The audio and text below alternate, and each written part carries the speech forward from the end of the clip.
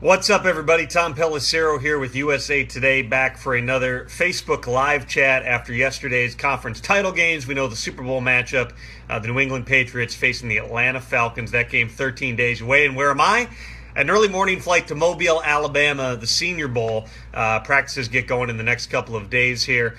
The NFL never stops spinning, man. All those other teams that have been eliminated, their executives will be down here. I'm sure even people from the Steelers and the Packers sooner than later are going to be joining us to look at some of the top players coming out in the draft that begins in April. It never stops, which is one of the beauties of the NFL. Bunch of stuff going on, and I apologize for being a little bit late to the chat. A little bit of news on the Indianapolis Colts general manager search front. Saturday, they made the announcement Ryan Grigson had been relieved of his duties. And from what I was told over the past several days, they've put out at least 3 requests for external candidates. You have Trent Kirshner and Scott Fitterer from the Seattle Seahawks. The Colts have requested them, as well as Vikings assistant general manager George Paton, who, this is interesting, is also the top candidate remaining for the San Francisco 49ers GM job. The plan for the 49ers is to meet with Paton on Friday, along with Kyle Shanahan, the Falcons offensive coordinator. They can't hire Shanahan now until after the Super Bowl is over, but they want to get those two guys in the same room, see how they align, see how they interact, talk through some of the things in terms of the power structure and everything else, and see whether or not there's a fit there. But I would expect that the Colts, who want to do their interviews in the next few days, will speak to Paton before then. They're also going to talk to Kirshner, to Fitterer, potentially, if those guys accept the interviews, and Jimmy Ray III, who should not be discounted as an internal candidate, guy who's got a long track record in the NFL, going back to his days with the San Diego Chargers, somebody who's been a vice president in the organization for the Colts. He's serving on an interim basis in place of Grigson, and certainly in that regard has a leg up, has a close relationship with Chuck Pagano. Be interesting to see how all that stuff begins to shake out. Please leave any questions you've got, any comments on yesterday's games. I'm curious for your early Super Bowl picks. I already had to make mine for USA Today Sports Weekly. We get no time, knee-jerk reactions, get it out. It'll be in this week's Sports Weekly. And for me, when I'm looking at the matchup between the Patriots and the Falcons, I think it's fascinating because you have the number 1 ranked scoring defense in the league for the Patriots, and you've got the number 1 ranked scoring offense in the league for the Atlanta Falcons going at each other. You got one of the best defensive minds in NFL history in Bill Belichick. On the other side, Kyle Shanahan, the front runner for the 49ers job, who's done an excellent job with the Atlanta Falcons. He played hurt yesterday. He told me, and you can read the story at usatoday.com, that he was sick Friday night, had the stomach flu, thinks he got it through his kids, spent Saturday and Sunday taking IVs, trying to get energy back into his body. But as he put it, luckily all he has to do is sit in a chair and call plays. You still want to be clear-headed. I've had stomach flus. That's not something that you really feel great about being able to work through in any regard. And as far as the games yesterday, I was not surprised by the Patriots-Steelers result. I thought that the matchups in that game tilted in New England's favor. You have Tom Brady going against the secondary with some young parts. His history against Mike Tomlin's teams in Pittsburgh has been very positive from Brady's perspective. This was no different. And I thought that they would come up with a good game plan to be able to minimize how much Antonio Brown would have the opportunity to wreck the game. I thought that was, the result that I expected. Not so much with the Falcons-Packers game. I thought it was a coin flip going in. I did pick the Packers, but the Falcons, Mike McCarthy, the Packers coach, put it well. He said, we ran into a buzzsaw. That's just kind of what it looked like. It was not just the Falcons' offense, but their defense. They got so many young parts. They've got these explosive athletes, guys like Devondre Campbell, Deion Jones, who have sort of been coming into their own as the season's gone along. Those guys played excellent. Rashid Hageman up front had maybe the game of his life. Robert Alford played really well on the outside. So many guys stepped up to the forefront. And the Falcons remind me a little bit of the Carolina Panthers last year, where they just have so much juice, especially when playing in their home building, that they're really, really tough. The difference is, with the Panthers, they were going to be a running team. They kind of had some smoke and mirrors to it. They got into the Super Bowl. The Broncos had the right formula to be able to stop them. The Falcons are more dynamic because they don't just do one thing well. They can hit you all over the field, utilize their speed in all areas of the field. Matt Ryan's become very automatic within that offense in his second year under Kyle Shanahan. They're a force to be reckoned with. My instantaneous pick when I had to make one was to lean toward the Patriots just because of Belichick and because of Brady. They've been on this stage before, but I think it's going to be an excellent matchup. It should be a very interesting week ahead in Houston. Let's get to some of the questions, and I will start with my man Brian, who I saw. I told you that you were out of your mind for picking Green Bay. Brian, I give you credit. Now, we're all chucking darts here. Let's be perfectly honest. A lot of different things can happen. I don't think that it was a completely crazy pick, but watching it play out, you were right. The Falcons were the much better team in that game. I really thought, again, I was not surprised that the Falcons offense was able to get some things going. I thought it would be the Packers defense that would make a few impact plays to turn that game. And instead, it was the Falcons defense that made those plays. Some of the young players, the ball ripped out from Aaron Ripkowski down in the red zone was a critical play in that game. The pressure they were able to get off the edge, Brian Poole clocking Rodgers a couple of times. Guys like Alford just being able to lay a couple of licks on Rodgers clearly had Aaron Rodgers frustrated by the end of that game. Hagman coming up the middle, I mean, just destroying people, running over Corey Linsley inside. That bodes well, not just for the Super Bowl week and for this season, but for the future for the Falcons. They've got some parts that you really have to like on defense. So credit to them. I was wrong. I said all along I thought it was a coin flip sort of game. I wasn't going to bet against Rodgers the way that he was playing. But the Packers offense, the most impressive stat to me out of that game yesterday is 0 points for the Packers in the first half of the game. Once they went 3-and-out coming out of the locker room, Julio Jones goes 73 yards. It's 31-0. That was it. And he had almost half the game to go. I did not see that coming. I'm not sure how many people did. From Clay, final Super Bowl score 23-37. Clay, please put the winning team score first. Don't play into one of my worst pet peeves. You're picking the Patriots 37-23. I think it's going to be a more competitive game than that. The Falcons, look how many times, I don't know the number off the top of my head, but it's something like 11 or 12 times this season they've scored 30 or more points offensively. I think their number might come up a little bit from there. And also the Patriots putting 37 on them might be ambitious, but you never know. I mean, a lot of different things can change it. You're one pick six away, or one wacky fumble away from a one-score game becoming a two-score game. So a lot of things can happen, but I lean in your direction with the Patriots. From Jackie, Aaron Rodgers can't make plays under pressure. Well, that's a plainly ridiculous thing to say. He absolutely has done it the entire season. He did it against Dallas. Yeah, if you get pressure in his face, that's one of the things that's going to affect a lot of quarterbacks within the league. Rodgers is not immune to that, but he's not a guy with a ton of weaknesses. I think that the injuries along the offensive line, not an excuse, but that didn't help them. I mean, they finished with LaTroy Guion, defensive tackle, playing right guard in the game. You lose three guys, that's going to hurt, but I just didn't think that the Packers' offensive line performed all that well as a whole. And sometimes when you've got things like a slot blitzer coming in, that's Rodgers, man. That's the guy that he's got to account for. Poole got home a couple of times. I didn't think that anybody played particularly well, but if you're stacking up the Packers' problems yesterday, I don't think Rodgers is even in the top five. A defense that got utterly shredded in the passing game, I think was number one. The Packers, if you look at it, I know that the Falcons ended up with over 100 rushing yards, but I thought that they did it. The Packers, by and large, did a good job being able to keep the Falcons off schedule. Get stops on first down, keep them from being into second and third and manageable. But over and over again, the Falcons made plays on third downs, and that was a critical thing that the Packers just could not afford. They could not get pressure onto Matt Ryan. When they did, Ryan was able to make some plays, even ran 14 yards for a touchdown. That does not happen a lot with Matt Ryan, but when you're getting man coverage on the back end, when the rush doesn't get home, guess what? Everybody's got their back to you on the play. You're going to have some run lanes, and Ryan was able to exploit that. All right. What else do we got? Oh, please stop with the F-bombs. It's too early for that today. From Donald, the best team frequently doesn't win, but the team that plays best always wins. I mean, I guess technically that's true. That's some deep philosophy right there from Donald. I would say there are times where one team can dominate the game, but they can make two critical errors, such as turnovers. They can flip the thing. But then did they play better overall? No, because, the team that plays better generally wins the game. What else do we got? Brian, you were killing me with your picks. At this point, Brian, I'm just trolling you. That's all I've got going, because I want to make sure that you come back for the Jets the next several times we do these over the next couple of weeks and keep on firing back at me about this. From Kyle, think the other candidates besides Jimmy Ray stand a chance for Indy GM job? Yeah, I do. I think that Ray, I think that he is a legitimate candidate. The fact that he has a relationship with Chuck Pagano, who Jim Irsay has already said is going to be the coach for 2017, I don't think that you can discount that. Could you be into a situation where they think, because Irsay always preaches about continuity, where maybe he thinks, even if he's already eyeing 2018 and would Peyton Manning come back then, or what do you do? Being able to stick with Jimmy Ray, keep those same guys together, see if this nucleus that you committed to a year ago, minus Ryan Grigson, is able to take a step forward. I certainly can see that playing out, and that's not to say that Ray would be a default pick. He interviewed for the 49ers job. He's somebody who has been on people's radars, somebody who is respected within the league. Again, was part of some really good teams with the Chargers through the years.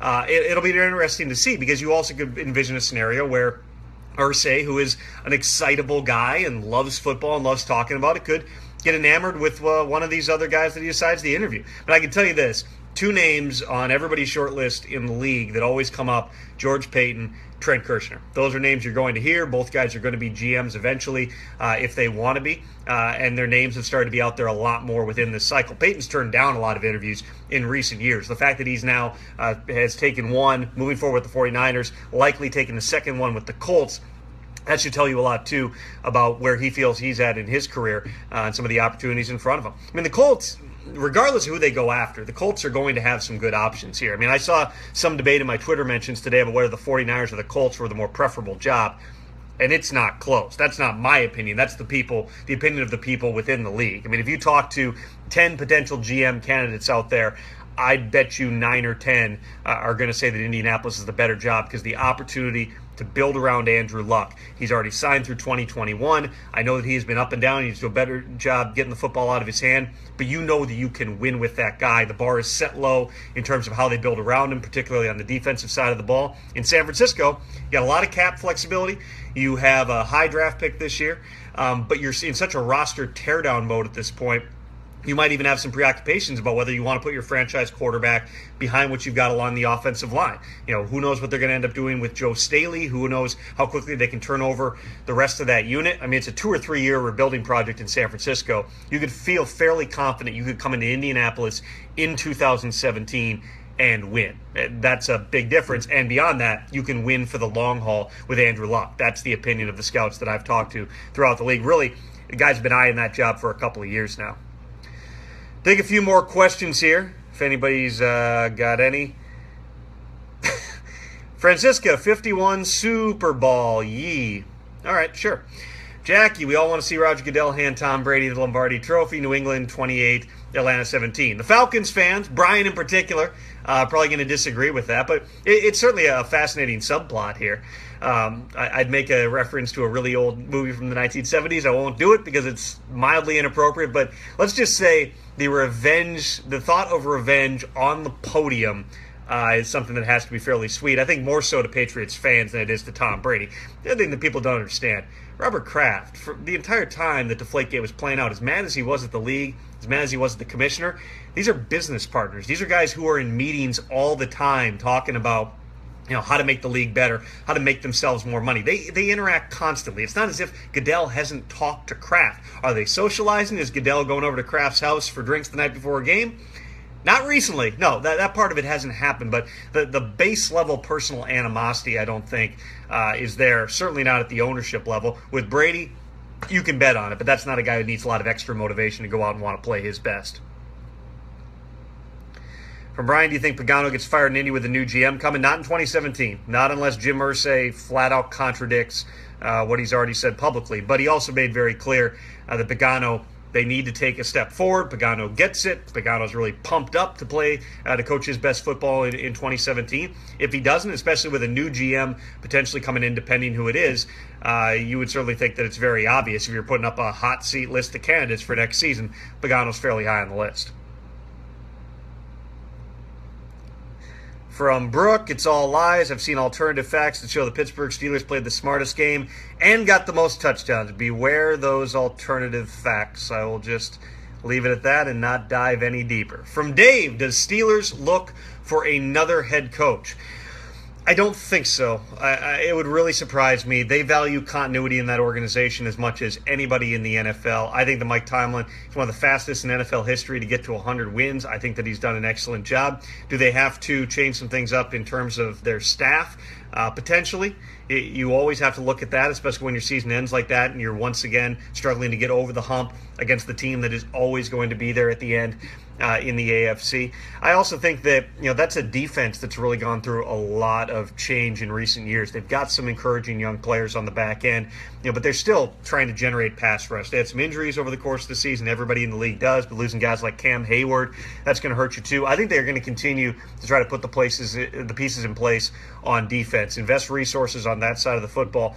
Offensively, with Brown, Eli Rogers, Ladarius Green, if he can ever stay healthy, Le'Veon Bell, potentially, maybe Martavis Bryant getting back if he's able to follow through stay stay drug-free, so to speak, be able to pass his test, get reinstated. That's another explosive athlete on that side. I think that they're still equipped to win right now offensively. Despite what it looked like yesterday, I just think that the game flow, you knew that Steelers offense had to carry the load once they got down, became a one-dimensional team against a really, a Patriots defense that's playing excellent, even though personnel-wise, I don't think on paper you'd look at them as having a lot of superstars. It was a tough one for the Steelers, but I think it's way too simplistic to focus that, take a micro view and say that game means Tomlin needs to go. Take a few more here. Whatever else we got.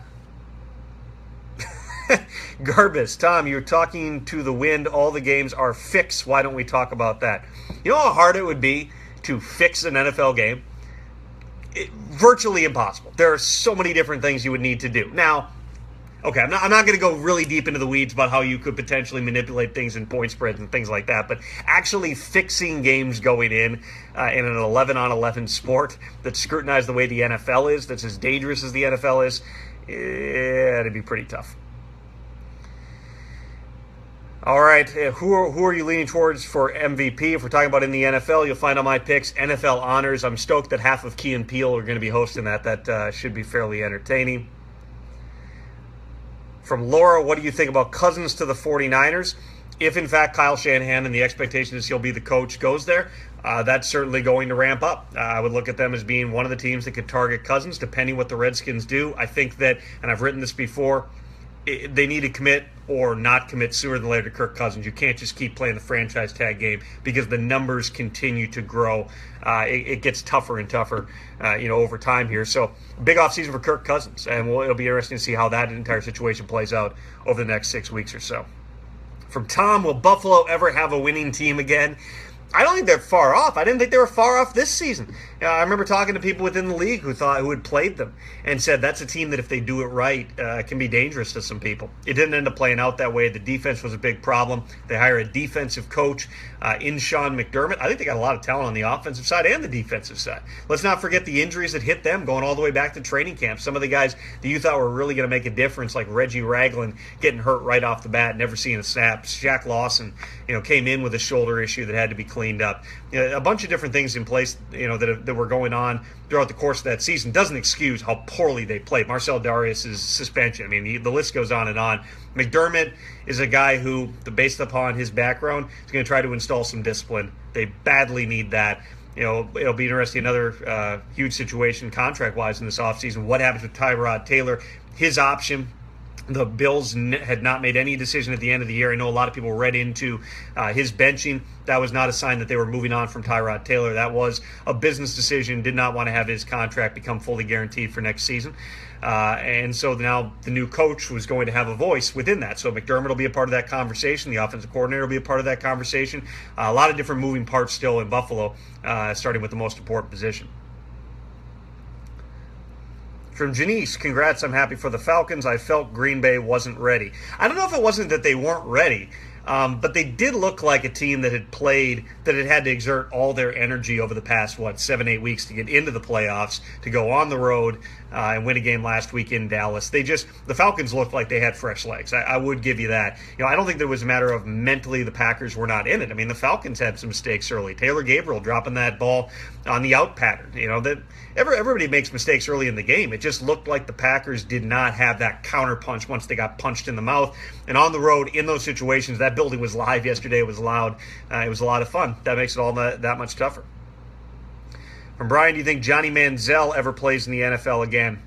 It's really difficult for me to believe at this point. And I'm somebody who believed in Manziel when he came out just because he's such a unique playmaker. I thought you could get some pieces around him and put an offense in place that would allow him to be able to function. Not a traditional quarterback. He did grow as a pocket passer in his second season in the NFL, but all the off-the-field stuff. And I know that he went through his latest whatever you want to call it, personality cleanse on Twitter last week, put it this way, when you come out and say, I'm not going to be as much of a expletive as I was in 2016, and then your first way to confirm that is to walk out of a bar on a Thursday night and tell TMZ the details of your comeback plan. That's not a good sign to me. I don't want to see it coming out of the bar. And you're working out 5 or 6 days a week. I'm working out 5 or 6 days a week, but I'm not trying to be a pro athlete, and I'm not spending all the rest of my time ripping Jaeger bombs at the bar. I mean, there's so much more that goes into it. Anybody in the league could have signed Johnny Manziel from back in October when his drug suspension expired. He still has a personal conduct suspension potentially hanging over his head. That investigation is ongoing. Nobody signed Manziel. He was practice squad eligible. Nobody signed him for like $7,000 a week through the last 3 months of the season. From a first-round pick to falling that far, that's pretty big. And just coming out and saying, I'm going to be different this year, I'm working out again, that's not enough. Some team's going to have to really do their homework and really believe Manziel has turned a corner. I think based upon his history, far too soon to say that that's actually happened. All right, thank you guys very much for coming out for the Facebook Live chat. We do these every Monday and Friday throughout the NFL season. I'll be here in Mobile, coverage of the Senior Bowl in the coming days, and, of course, everything leading up to Super Bowl 51 down in Houston. I'm headed there on Sunday. Should be a lot of fun. I'm Tom Pelissero with USA Today. We'll see you next time.